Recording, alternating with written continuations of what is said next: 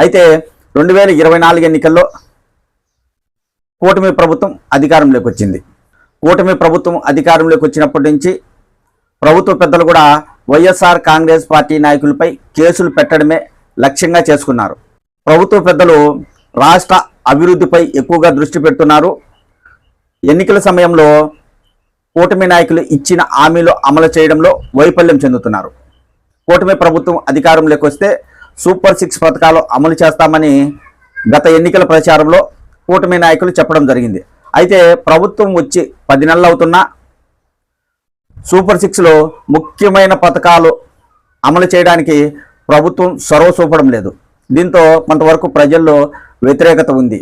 అయితే ఎక్కువగా వైఎస్ఆర్ కాంగ్రెస్ పార్టీ నాయకులను జైలుకు పంపించడమే లక్ష్యంగా రాష్ట్రంలో రెడ్ బుక్ విధానం కొనసాగుతుంది అని ఇప్పుడు వైఎస్ఆర్ కాంగ్రెస్ పార్టీ నాయకులు కూటమి ప్రభుత్వంపై ఆరోపణలు చేస్తున్నారు.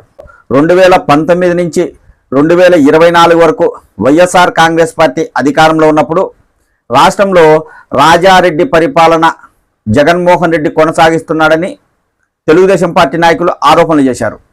ఇప్పుడు వైఎస్ఆర్ కాంగ్రెస్ పార్టీ నాయకులు రాష్ట్రంలో రెడ్ బుక్ పరిపాలన సాగుతుంది, అందులో భాగంగా వైఎస్ఆర్ కాంగ్రెస్ పార్టీ నాయకులను భయపెట్టడానికి అక్రమ కేసులు పెట్టి వారిని జైల్లోకి పంపిస్తున్నారు.